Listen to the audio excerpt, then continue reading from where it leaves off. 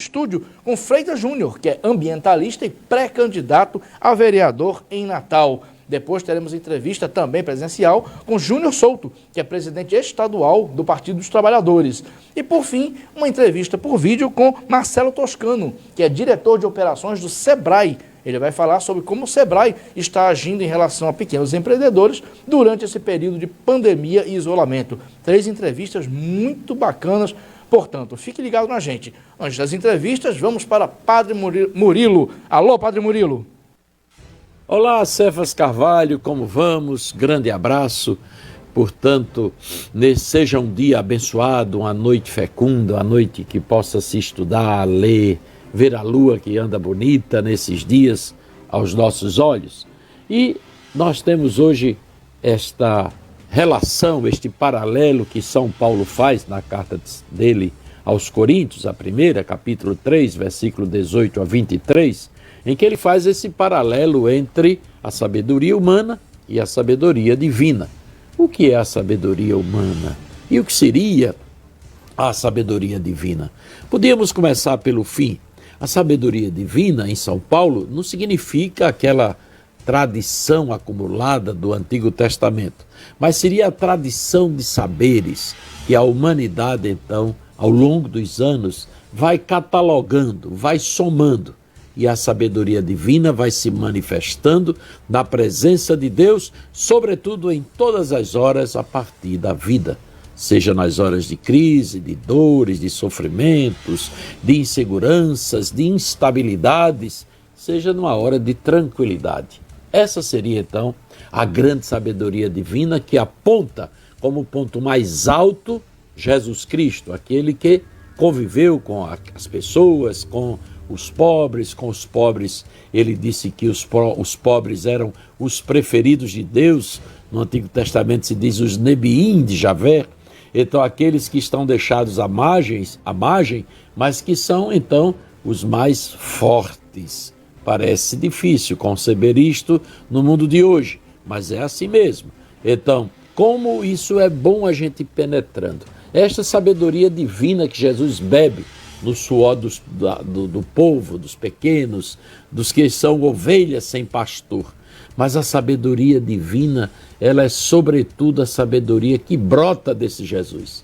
A sabedoria deste homem que vai propagar o evangelho, que vai anunciar o reino da vida e enfrenta os poderosos, enfrentam então os Herodes, os Césares, enfrenta os Pilatos, enfrenta então aquela casta de sacerdotes vinculadas ao poder, sustentada pelo templo. Ele vai contra tudo isso, porque é uma religião que não fala do Deus verdadeiro. Então é isso que São Paulo bebe em Jesus. E esta seria a sabedoria humana. A sabedoria humana que vai, portanto, numa rota de cada vez mais maltratar, aniquilar e derrotar os pobres. E olha que São Paulo fala pouco desta temática dos pobres. Mas quando ele fala da sabedoria, ele fala nessa perspectiva. Ele não fala da sabedoria como ciência da academia, como ciência da universidade, como ciência do laboratório. Não, ele fala da sabedoria que leva ao ser humano a vanglória. E quando bate nesse patamar, desmonta tudo aquilo que é conhecimento, que é saber, porque não atinge a esfera do bem comum, do bem de todos. Olha, Cefa Carvalho, grande abraço por hoje. Até amanhã, se o bom Deus nos permitir. Muito obrigado, Padre Murilo Paiva. Grande abraço também. Vou seguir o seu conselho de olhar a lua hoje. Estou olhando a lua menos do que deveria. Muito obrigado, Padre Murilo. E vamos começar agora a série de entrevistas. Muitas entrevistas bacanas hoje. Já estou aqui no estúdio com Freitas Júnior, que é ambientalista e pré-candidato a vereador em Natal. Freitas Júnior, bem-vindo ao programa. Olá, bom dia. Bom dia, Cefas. Bom dia a todos os amigos que acompanham pelo Potiguar Notícia através das redes sociais e também pelas emissoras de rádio. Perfeito. Vamos começar falando sobre a conjuntura de Natal e sua pré-candidatura. O senhor já foi candidato a prefeito, o senhor é conhecedor da política de Natal. Como analisa a conjuntura na cidade de Natal e quais as bandeiras, na mesma pergunta, quais as bandeiras da sua pré-candidatura? Cefas, na última campanha a gente disputou a eleição, apresentamos um projeto para Natal, a população elegeu o prefeito Carlos Eduardo e por uma questão de coerência nos fez oposição. Às vezes as pessoas dizem, por que você não aceitou mesmo quando a rede esteve muito próximo da gestão, por que você sempre foi muito contra, se posicionou inclusive publicamente, concedeu entrevistas, porque eu entendo que faz parte da democracia você ter responsabilidade e ter seriedade com a palavra.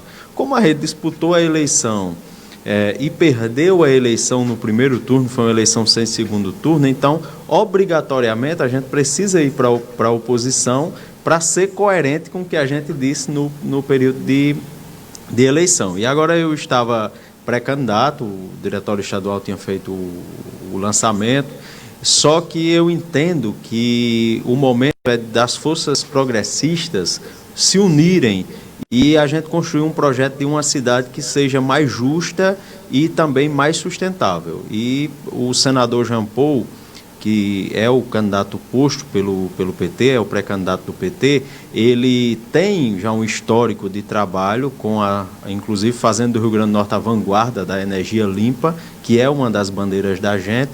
Além disso, tem feito um mandato muito afinado com a bancada da rede, com o senador Contarato, com o senador Randolph lá no Senado Federal, defendendo esse modelo que a gente sempre defendeu, que é um modelo de respeito ao meio ambiente, de preservação ambiental, só que eu não me contento só com isso. É um modelo também que luta por distribuição de renda e combate as desigualdades sociais. E aí, claro, uma das pessoas, inclusive, que eu conversei sobre isso foi o senador Eduardo Suplicy, que é meu amigo, uma pessoa que eu tenho um carinho muito grande, e a gente entende que Jean Paul é a pré-candidatura que reúne esse requisito de combate às injustiças e também de respeito, preservação ao meio ambiente. Perfeito. E qual é o raio, como observador da conjuntura natalense, qual é o raio-x que você faz hoje da gestão Álvaro Dias, que apesar de receber muitas críticas, também lidera as pesquisas, é um paradoxo. Qual é a sua visão? É muito difícil para um candidato ele começar uma eleição mal avaliado para um prefeito, principalmente quando você tem um período de pandemia, onde os outros candidatos não estão fazendo campanha e também estão tentando colaborar com a gestão, já que é para ajudar a população. E foi o que aconteceu. Agora a gestão Álvaro Dias, por exemplo, agora vai precisar explicar o quanto foi gasto no hospital de campanha, vai precisar explicar por que continuam reformando, fazendo alterações no hospital de campanha, no momento que ela anuncia que vai fechar o hospital de campanha, anunciar por que o investimento foi tão alto, mas tinham tão poucos leitos críticos, e vai precisar explicar também por que ele gastou o dinheiro comprando remédio para piolho, como a ivermectina, e distribuindo para a população, que isso é um desserviço e você alimenta fake news em vez de realmente gastar o dinheiro e ajudar a população que realmente precisa. E ele começa a eleição, mas ali em todas as pesquisas ele tem um teto baixo que é de 30%. Para um candidato que está praticamente o único nome que está se expondo, que está aparecendo, é uma pontuação baixa. E agora os outros candidatos vão começar a trabalhar, tem muitos candidatos bons nessa eleição, e eu acredito que o senador Jean Paul, a base que o PT já tem, ele deve partir breve, aparecer com mais de 10%, e quando a população for conhecendo ele, conhecendo o projeto dele, eu acredito que ele cresce e vai para o segundo turno. No segundo turno a eleição é 0-0, é como se recomeçasse tudo novamente, e aí tem chance de realmente vencer as eleições. Correto. Como ambientalista, não tem como não perguntar em relação aos debates sobre o meio ambiente, sobre uma Natal sustentável. Como, por exemplo, fala-se muito do plano diretor. Muita gente tem medo que a revisão do plano diretor atrapalhe muito a questão urbanística. Qual é a sua visão sobre a situação do meio ambiente em Natal e qual a sua opinião sobre essa revisão do plano diretor? A revisão do plano diretor, inclusive, acabou sendo judicializada, o Ministério Público interviu. Segundo o Ministério Público, o Grupo Articulado de Combate ao Crime Organizado, existem fortes indícios de fraude no processo de eleição dos delegados que representam a sociedade, de forma que a Justiça acabou entendendo o argumento do Ministério Público e mandando suspender o processo de revisão. Para além disso, a gente entende que tem um grande erro, que é você transformar o debate importante do plano diretor em um debate de verticalização da cidade. E esse debate, além disso, o debate de verticalização, ele é totalmente irresponsável porque você não está discutindo, inclusive, o debate de mobilidade urbana. Então, como é que Natal vai verticalizar as áreas costeiras como a Praia do Meio, por exemplo, ao mesmo tempo que Natal não aprova um plano de transporte municipal? Onde é que esses carros vão se movimentar? Como é que as pessoas vão se movimentar? Onde é que esses carros vão ser estacionados? Então, Natal vai ficar simplesmente uma cidade que é impossível de você se movimentar.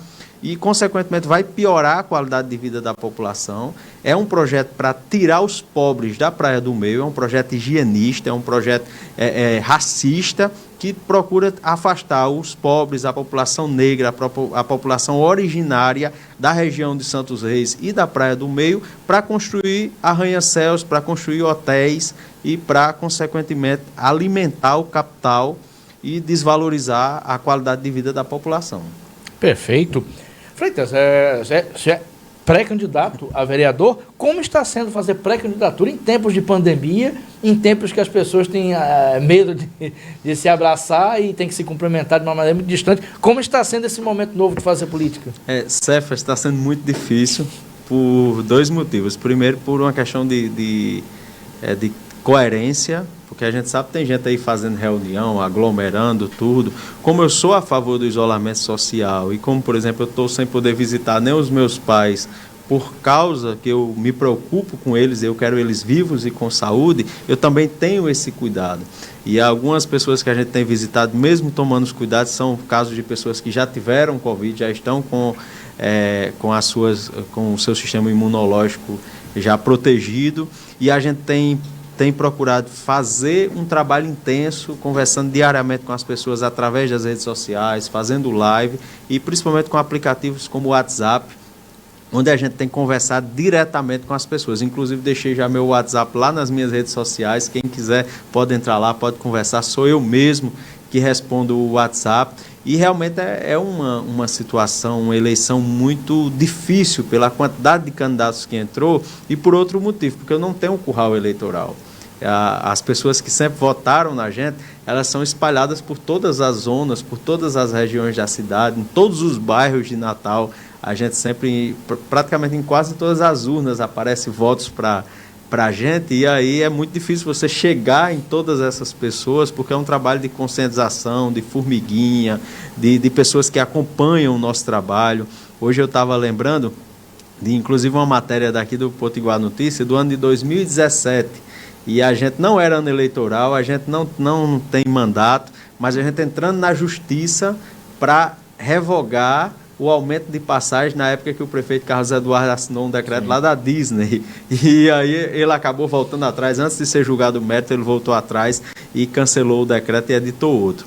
Mas enfim, a nossa luta ela não vem de hoje, é uma luta de muito tempo por uma cidade sustentável, por combate à desigualdade social, a luta pela renda mínima, para que não tenha nenhum natalense passando fome, e que aqueles que têm mais contribuam com mais para ajudar a quem tem menos, a quem mais precisa, e a gente permanece nos espaços democráticos como aqui, que no Potiguar Notícia, as outras emissoras que abrem espaço para a gente, e também pelas redes sociais, conversando com as pessoas e conversando diretamente através de telefone e aplicativo de mensagem. Perfeito. O tempo do primeiro bloco, infelizmente, terminou. Gostaria de agradecer. Freitas Júnior, muito obrigado. Sucesso em suas empreitadas.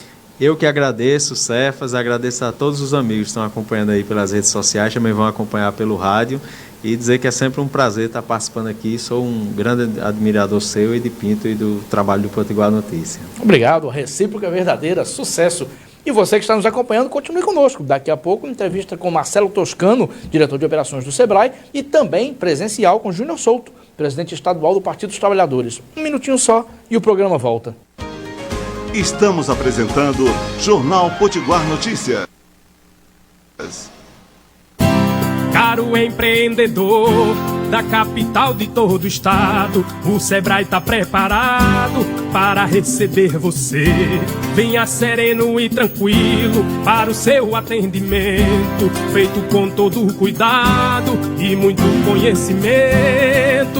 Empreendedor, o Sebrae está preparado para atender você presencialmente, com todos os protocolos de segurança. Venha sem medo. Sebrae, a força do empreendedor brasileiro.